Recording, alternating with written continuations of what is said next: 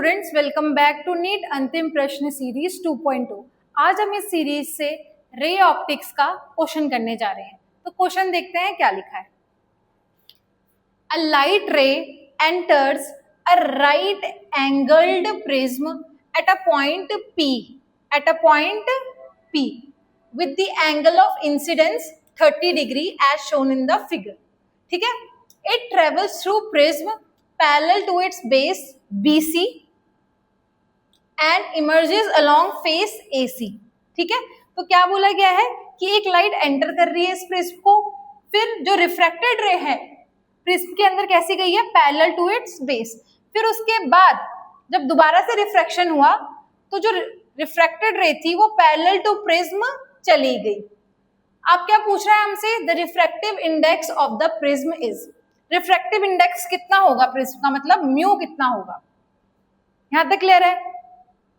अगर हम देखें तो हमें क्वेश्चन में क्या गिवन है, 30 डिग्री ये होता है। अब हमें एक चीज पता है क्या, अगर मैं इस सरफेस पर स्नेल्स लॉ लगाऊं तो कितना होगा, इसका refractive index multiplied by sin 30, वो कितना होता है, तो μ1 कितना होगा, एयर का रिफ्रैक्टिव इंडेक्स, तो वो कितना होता है 1 इक्वल्स टू इसका रिफ्रैक्टिव इंडेक्स मल्टीप्लाइड बाय ये वाला angle which is sin R1, तो इसका रिफ्रैक्टिव इंडेक्स कितना है प्रिज्म का, मल्टीप्लाइड बाय sin R1। ये होता है हमारा क्या, स्नेल्स लॉ। कहाँ पे लगाया, इस सरफेस पे लगाया, ए बी सरफेस पर, तो ये कितना हो जाएगा, sin 30 कितना होता है 1/2, तो म्यू sin R1।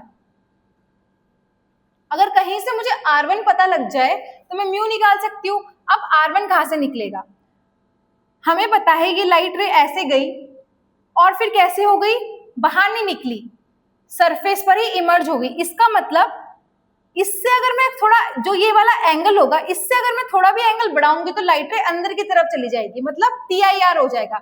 इसका मतलब ये वाला एंगल कौन सा होगा, मेरा क्रिटिकल एंगल, जिसको हम क्या बोलते हैं, IC बोलते हैं। तो इसको मान लो ये क्या है, IC आवर एंगल।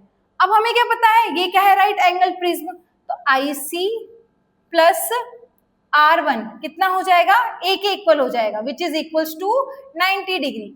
इसका मतलब R1 कितना हो जाएगा, 90 माइनस IC। यहां तक क्लियर है। अब मुझे क्या पता है कि साइन IC कितना होता है, 1/μ। ठीक है, अगर मैं R1 को यहां पे रखूंगी तो कितना हो जाएगा, sine 90 minus IC which is equals to mu cos IC। अगर मैं कॉस IC यहां से निकालू तो कितना होगा, कॉस IC कितना होगा, ये क्या है मेरा, इट इज माई परपेंडिकुलर, तो क्या ये हाइपोटेन्यूज है, तो म्यू स्क्वायर माइनस 1। तो अगर मैं यहाँ पे लिख दूंगी कॉस IC, तो कॉस IC कितना हो जाएगा, mu under root mu square minus 1/μ। Mu से म्यू कैंसिल हो गया। अब आप इन दोनों को इक्वेट कर दो तो क्या मिलेगा आपको, what you will get, 1/2 equals to under root of mu square minus 1। Squaring both side we get 1/4 equals to mu square minus 1। ये इधर गया तो ये कितना हो जाएगा, 5/4, और 5/4 का अंडर रूट कितना हो जाएगा, √5/2। तो कितना आंसर आएगा, ऑप्शन बी। रिफ्रैक्टिव इंडेक्स कितना आएगा हमारे पास, रिफ्रैक्टिव इंडेक्स आया √5/t। देखो ये क्वेश्चन आसान था क्योंकि इसके कॉन्सेप्ट सारे आसान थे, बस हमें ये देखना है कि कौन सी चीजों को कैसे कैसे मिलाना है और कहाँ से आंसर लेके आना है। ठीक है, थैंक यू वेरी मच।